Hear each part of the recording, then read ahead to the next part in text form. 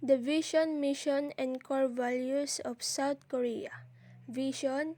The vision of the KNPA states that our shared commitment is founded in our proud traditions to provide exemplary service. As inclusive leaders, we ensure community safety and well-being through collaborative partnerships, innovation, and community engagement. Mission. The mission states that invested in our shared commitment, our members are ambassadors for a team-based approach to safety, security, and wellness as for champions for effective and efficient risk-focused policing. And core values. The core values of KNPA stated that proudly we pursue our vision while living our rich values as follows. Respect. Our action demonstrate our mutual respect for the community and each other. Inclusivity. We value the unique qualities of our members and communities by promoting an inclusive environment guided by fairness, respect, equity, and dignity, courage. Officially, the Republic of Korea is a country in East Asia constituting the southern part of the Korean peninsula and sharing a land border with North Korea. The name Korea is derived from Goguryeo, which one of the great powers in East Asia during its time. South Korea is highly developed country in the world's 11th largest economy by nominal GDP. Its citizens enjoy the world's fastest internet connection speeds along with the world's second best healthcare systems. Since the 21st century, South Korea has been renowned for its globally influential pop culture such as K-pop and TV dramas. A phenomenon refers to as the Korean Wave.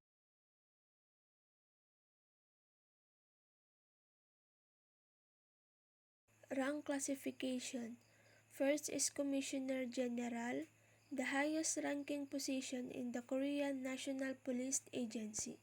Second, Senior Commissioner, senior level officers who assist the Commissioner General and oversee major divisions within the agency.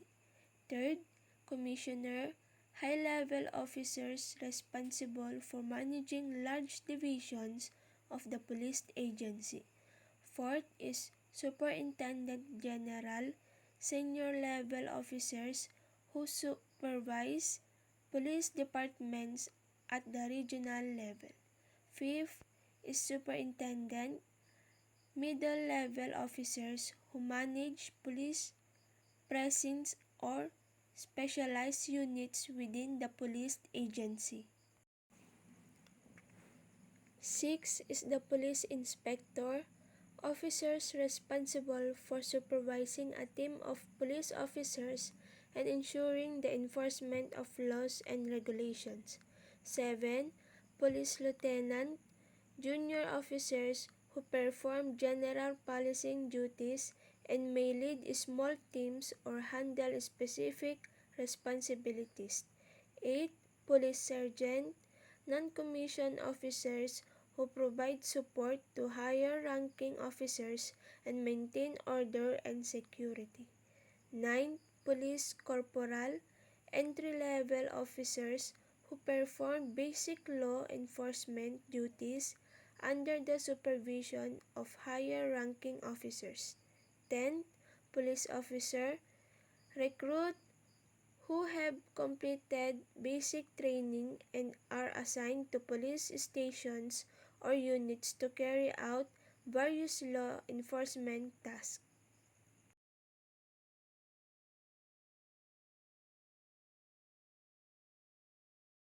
Next is recruitment and selection.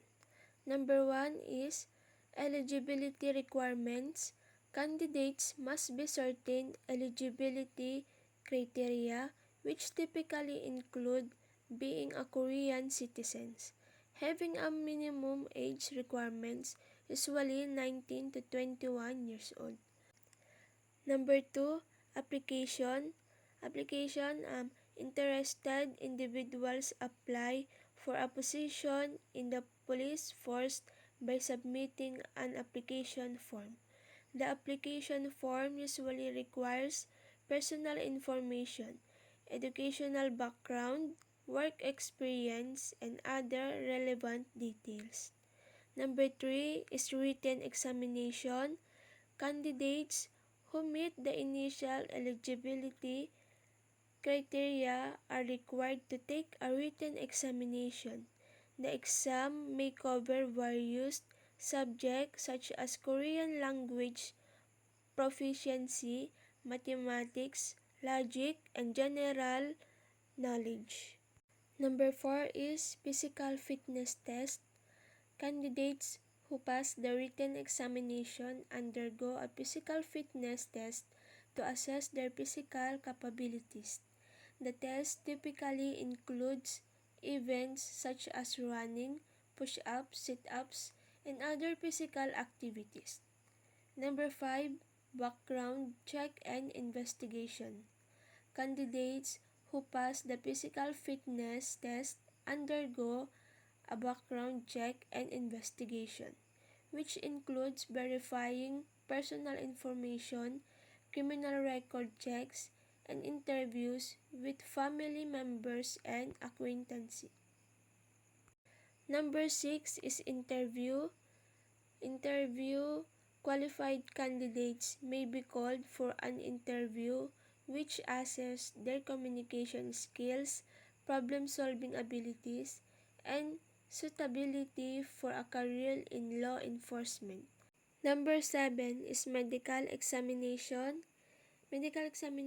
Candidates who successfully pass the interviews undergo a thorough medical examination to ensure they meet the health and medical requirements necessary for police service.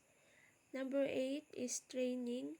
Candidates who pass all the selection stages are admitted to a police training academy. The training period can vary in duration but generally includes classrooms instructions, physical training, firearms training, legal education, and practical field exercise. This is the uniform and insignia of South Korea. Ito ang mga firearms and equipment ng South Korea. Makikita nyo rin dito na kung gaano kalakas ang mga baril ng South Korea. Halos lahat ay assault rifle and machine gun.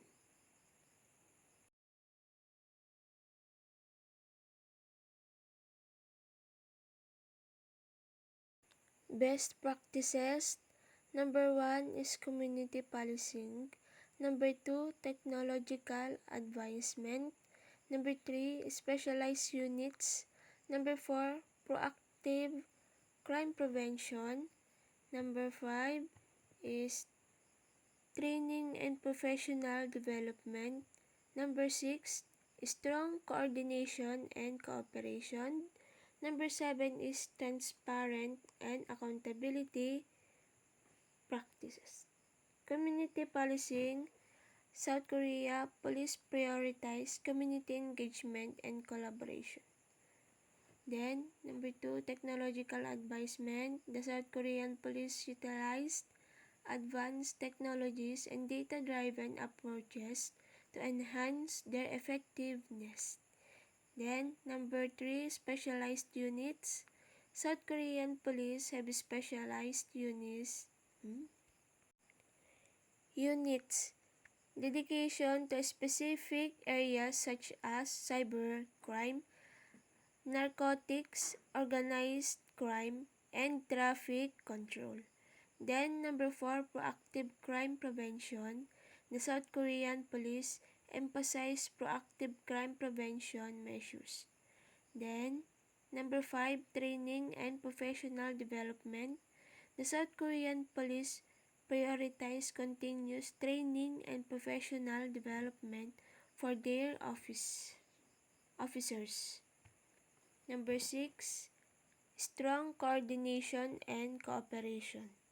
The South Korean police maintain strong coordination and cooperation with other domestic and international law enforcement agencies. Number 7 is transparent and accountable practices. The South Korean police strive for transparency and accountability in their operations. They have mechanisms in place to handle complaints, conduct internal investigations, and take disciplinary action when required. Other details and trivia. South Korea has the Korean National Police Agency or KNPA as its national police organization, headed by the Commissioner General. The hierarchical structure is prominent within the South Korean police force, emphasizing disciplines and obedience. Community policing plays a significant role, focusing or building strong relationships between police officers and local communities. South Korea utilized advanced technology in policing, including surveillance cameras, facial recognition, and data analysis techniques. There is a dedicated cybercrime unit within the police force to combat online crimes. The Police Mobile Task Force (PMTF) handles large-scale protests and civil disturbances. South Korean police employ consensual interrogation techniques to encourage cooperation and voluntary confessions. Mandatory military service applies to police officers as well, contributing to their training and discipline.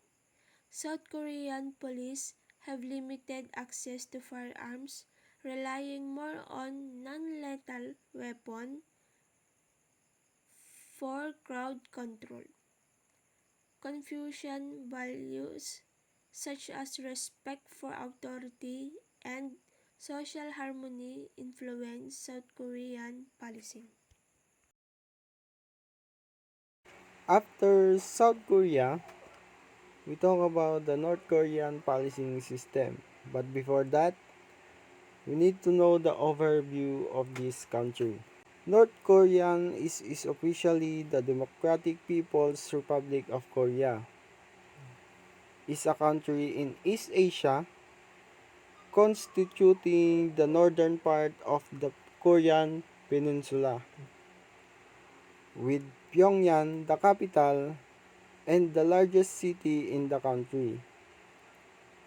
It is bordered by South Korea with the heavily fortified Korean Demilitarized Zone separating the two, and nevertheless, North Korea is like its southern counterparts, claims to be the legitimate government of the entire peninsula and adjacent islands. North Korea functions as a highly centralized, one-party state. According to its 2016 constitution, it is a self-described revolutionary and socialist state, guided in its activities by the Juche idea and the Songun idea. Next is the organization of North Korea. The North Korean government consists of three branches: administrative, legislative, and judicial. However, they are not independent of each other. but all branches are under the exclusive political leadership of the Workers' Party of Korea. In police organization, they commonly known as BOAN, Ministry of People Security, or they are law enforcement agency. Next is the rank classification of North Korea. We have 20 highest to lowest classified ranks in North Korea. Next is the North Korean selection and recruitment. All men over the age of 17 is effectively have to enlist. They have to partake in constant enlistment rallies, during which is nearly impossible to refuse service. In the present day, families have become less content with their members being drafted, and rewards for doing so have dwindled. Sa pag-recruit and selection ng North Korea ay mostly lahat sila ay 17 pataas ay kailangan ng mag-serve sa kanilang country because North Korea is military base. As we can see for the uniforms of North Korea or the law enforcement of North Korea had elegant brown and dark brown. For their insignia, their badges had yellow and red linings. Ito naman ang firearms and equipment ng North Korea. The best practices of law enforcement of North Korea, they are all disciplined. They follow always their president, which is Kim Jong-un. Between 150,000 and 200,000 North Koreans live in prison camps surrounded by electrified fencing, according to South Korean government estimate and Human Rights Watch. The worst camps are for those who commit political crimes, and offenders can have their entire extended family imprisoned with them, and only military and government officials can own their motor vehicles.